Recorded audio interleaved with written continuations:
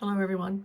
Today we have come to the book of the Song of Solomon, and I'm sure I don't need to tell you, most of you listening, I'm certain you know that this is a great love story, and it's an allegorical love story. The shepherd and the Shulamite woman, it's their love for each other, but it represents our groom, Jesus, who is coming back for his bride, the church, one day, and we are waiting for that event, aren't we? This is written in 5 songs because at one time, probably not long after this was written, it was sung to each other, pretty much like an operetta, I would imagine. So it's in five sections. Many believe that it is a sequence of events, but others believe that the story is being told with flashbacks. Whichever you want to believe, one thing we can all agree upon, it is indeed a lovely, lovely love story, and it reminds us of our coming groom and his love for us. So let's take a further little peek into that. Often a summary is given at the end of a book, but I want to go ahead and give it right at the beginning because I feel that this summary will lay a foundation of understanding for us as we go through different points in the rest of the story. First of all, the Shulamite woman. We don't know her name. She's just called the Shulamite woman, probably because there was a nearby village to Jerusalem called Shumna, and just logically, that is probably it. That's not important. She was the Shulamite woman, but she was very poor. She had many needs, very poor. One day, she meets a shepherd, and she falls in love with him, and he falls in love with her, and they just enjoy their early stages of romance. But he tells her that he's got to go away for a while, but he promises he will return. Now, what does that remind you of? Us today, doesn't it? Remember when you first came to know Jesus Christ? I remember when I did. I was only 14, but I remember it a long time ago now, but I so remember it. The excitement, the joy of coming to know and understand that one called Jesus and what he did for you because he loves you so much. And then when you learn he's coming back one day and will take us to be with him, oh my goodness. But we all know that time can pass and we're looking, but we get so caught up in the troubles of the world. Maybe that thrill of those first days of coming to know him can kind of dwindle, fade a little bit. Do you know what that is? And I wonder, as she was longing for his return, she's looking, she's waiting, she's looking. It must have been so difficult at times because she loved him so much, and she just had to get on with life in her poor existence, as it were, without him, but waiting for him. But she waits and she waits. She doesn't give up. She thinks, well, one day he is coming. And astonishingly, she gets an invitation from the king. Astonishingly, because why would the king of the land invite her to the palace? But she receives the invitation, so he beckons her. So of course she goes. And when she gets there, oh, joy of joys, it is the king is her shepherd lover, but now he is the king. And what does that remind you of? You know, when Jesus came to earth the first time, he came lowly, born in a manger to a poor family.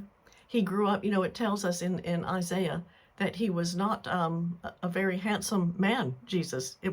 He was just a regular person. There was nothing about his physical looks that would draw people into himself. No, it was the love of God within him, because he, although 100% man, he's also 100% God. And it was that love that drew people to himself. But he came as a lowly person. But when he returns, we could hear that trumpet sound any moment. And then after the 7 years of tribulation, we come back to the earth with him when he sets up his kingdom and sits on the throne of David. And he comes as the king. And he beckons us to come with him, and we will rule together with him 1,000 years, the millennium, 1,000 years. And that is what this reminds me of. I know it does you too. Do you see the allegorical beauty of all this and what is happening here? As we read on, we come to chapter 2, and the Shulamite woman, she calls herself the Rose of Sharon. Now, unless you understand, you think, oh, well, she must have known she was a beauty, but oh no. Roses in the Old Testament were not what we call roses today. They were more like a little desert flower, maybe similar to a crocus that grew low to the ground. Nothing very special.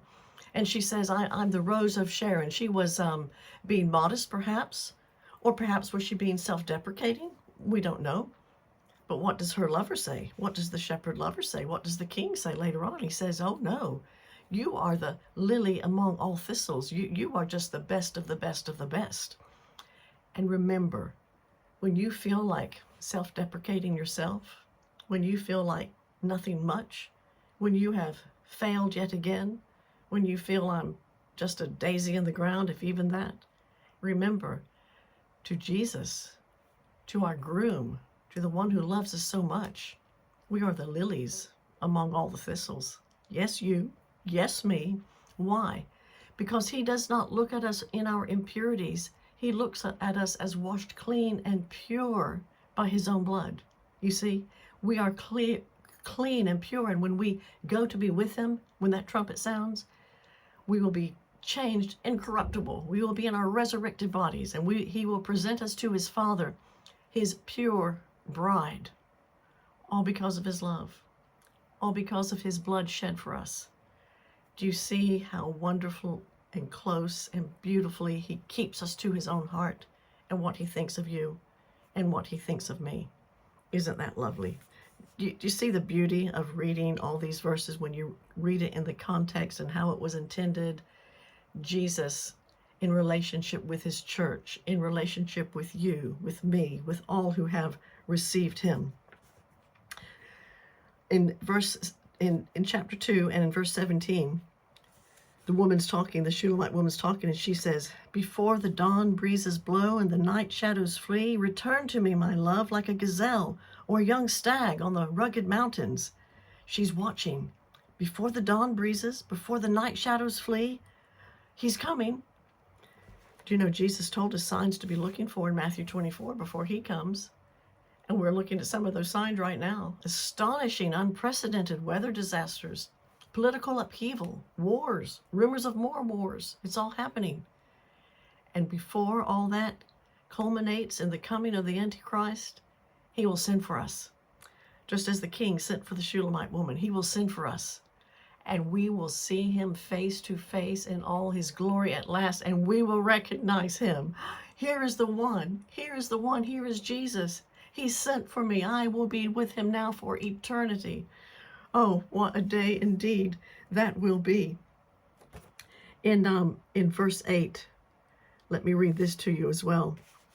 She says, oh, I do hear my lover coming. He's leaping over the mountains. He's bounding over the hills. His love is like a swift gazelle or a young stag. Look, there he is. He's behind the wall. He's coming through the window. He's peeping into the room. He's coming. He's coming. You know, sometimes she was waiting and waiting and longing, and then she saw him coming like a gazelle, like a stag, coming. Do you know, even today we're waiting on the physical reunion when we are with him forever, for eternity. But today, when we are going through our times of troubles and difficulties and carrying heavy burdens, we can know also when we call upon him, he will answer. We can say as the Shulamite woman, he's coming, he will help me. I'm not feeling it in my heart, but I'm calling to him and he will answer. He will come. He will assist me. He will gather me in his arms and hold me close. He will speak words of love to me. Don't forget the love letter. He will speak those words and he will soothe me and he will strengthen me and calm me. Never forget that. Oh, what a lover we have in Jesus. He loves us beyond. I'm glad we have Song of Solomon, because it is beyond our own words how much indeed he loves us. When we get to chapter 3, she's continuing to seek the one she loves, and we can, you know, sometimes she's with other women here, and you can read all the conversations for yourself, but sometimes it's as if they're saying, well, where's God in all this? You're looking for your lover. Where is he? Don't we get this sometimes in our own situations? We're going through a terrible time. Could be anything. It could be a grief, a loss, or a job difficulty, a family relationship, neighbors. It could be anything. And your friends, they know you're praying. Unsaved, saved, maybe everybody knows you're looking to God. And, oh, they can be like Job's comforters. They can end up saying, well, so where is he? You've been praying for days. You've been trusting him for who knows how long. So where is he? Where is he? But the Shulamite woman knew. She never doubted her lover's love for her. his concern for her. And no matter how we may feel alone, we must know in our hearts and minds he will never leave us nor forsake us, as he says in Hebrews, and his promises are true. We know, not some of the time, all of the time. I love Jeremiah 29:13. It says, seek him with all your heart and you will find him. When we are feeling alone in the dark, the temptation is just to say, well, he's not going to help me. I'm on my own. Oh, no. Keep seeking. It's said again in the Gospels, and it's seek and you will find. Never stop seeking. In the time of your most alone moments, your troubles, you're feeling dejected, you're indecisive, you don't know what to do next, you're in a situation, you can't imagine what's going to happen. Don't stop seeking the one you love, but the one who loves you so desperately. Oh, don't ever stop, and don't ever stop believing in his love for you. Remember, she was waiting for him, but just at the right time he came, and her joy was renewed. It's the same with us. We are waiting, we are looking, we are calling, in just the right time. So never give up waiting on him. Be of good courage. Wait. And as we are waiting, he will strengthen our heart, as it tells us in Isaiah. Now, when we come to chapter 5, astonishingly, the king beckons her, but she starts giving excuses. She says, if you read this chapter, she goes, oh, you're calling for me. My lover's calling. Oh, but I've already gone to bed. Should I take my robe off now? Should I get dressed again? I've washed my feet. I'll get them dirty walking across the floor to open the door. You know, astonishingly, you and I can do the same thing. We're in trouble and we call for him. We seek, we wait. When is he going to come and help me and solve my problems? And yet often at other times when he does come, we're like, oh, I'm just so busy right now and I just don't really have the time, and oh, but I'm doing good things for him anyway, so it doesn't really matter. Oh, it matters.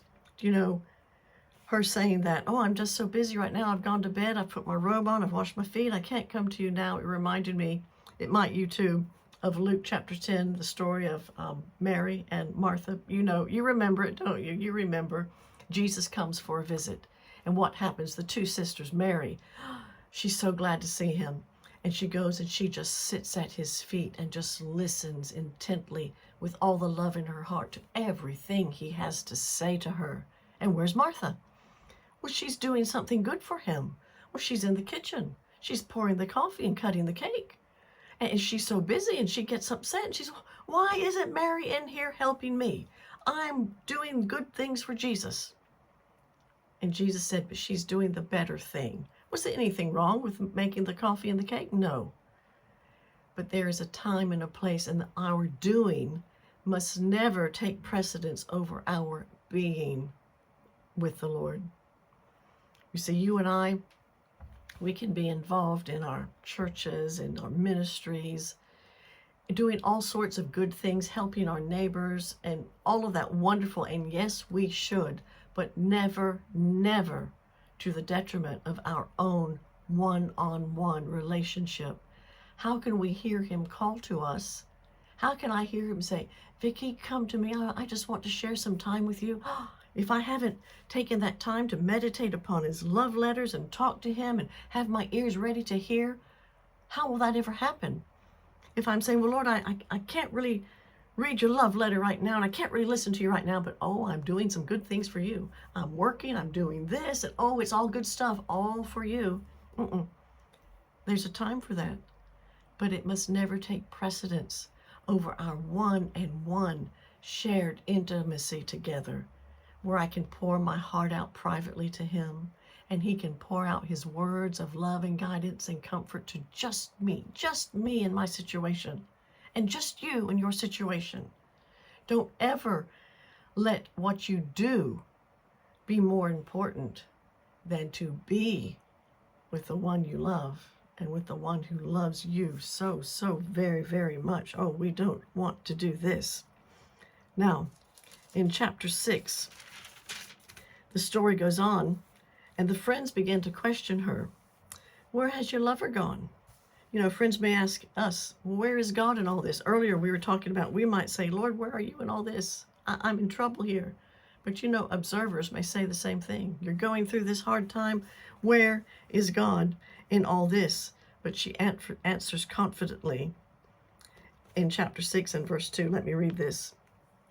She says, my lover has gone down to the gardens, to his spice beds, to browse in the gardens and gather the lilies.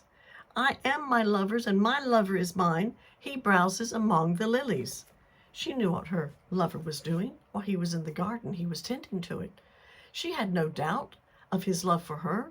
She knew of her love for him. This reminded me of the verse that says, the harvest is great, but the workers are few.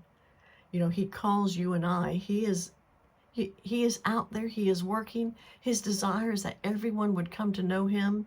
That is even why it tells us in Peter why he even delays coming. We want to hear that trumpet sound right now, but he is giving everybody as long as possible. He delays because he wants everybody to come to know him. And he wants to use you and me to be a love shining example of Jesus himself. We are to reflect to others God's love for us, to let our light so shine, as he tells us in Matthew. We know of his love for us. We know what he's doing, and we want to be a part of that. And she was telling her friends, I know where he is. He's working in the garden. I'm going to work in the garden too. And you and I look and we see the Father is working there.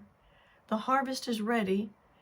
Lord, send me, oh my lover, send me where you would have me to go, that I may work in the garden with you, that even more lilies, he calls us lilies, even more lilies may come into your kingdom, and we will be happy in sharing this together. Oh, we come to chapter 8, and in verse 5, the young women, they're observing again, and they say this in verse 5, chapter 8:5, they say, who is this sweeping in from the desert, leaning on her lover? Well, it's the Shulamite woman. Oh, who is this leaning on her lover?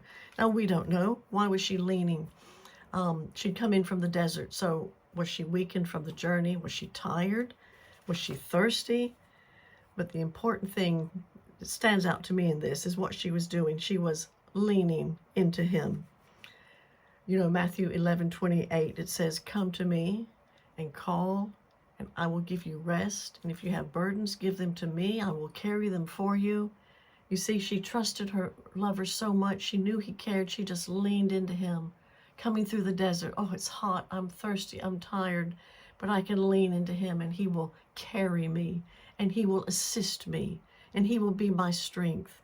And you and I must know that in our own times of desert. Walking through life can seem like we are weak.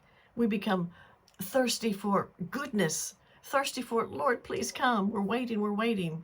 But when we lean into the one we love, when we gaze upon his love letter, when we close our eyes and meditate upon what will be when we are together, looking forward to that day, we draw strength from that, just as the Shulamite woman did with the one who loves her so much.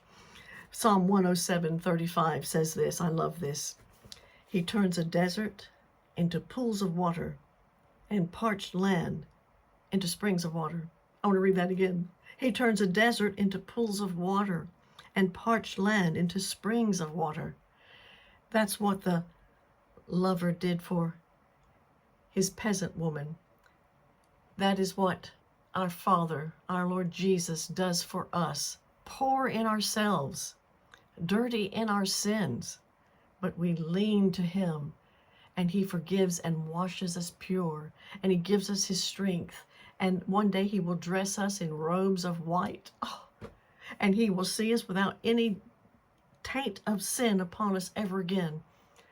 Won't we be glad when that day comes, when there is no sin around to tempt us, to get in the way, to soil our feet, to dirty our clothes? Oh, won't we be glad when that day comes? Remember, until that day comes, whatever you need today, lean into your lover like the Shulamite woman did. When you feel you're walking through deserts of pain and darkness and troubles, and when you're feeling like an old daisy on the ground, Look to your lover. Look to Jesus. Look to the one who loves you so much. Lean into him. He will be your strength. He loves to. It's not a burden for him. He loves for you to lean into him so he can comfort and wrap arms of peace and joy and strength around you and hold you close to his own heart. That's how much our lover loves us. And the question must always be, how much do we love our lover?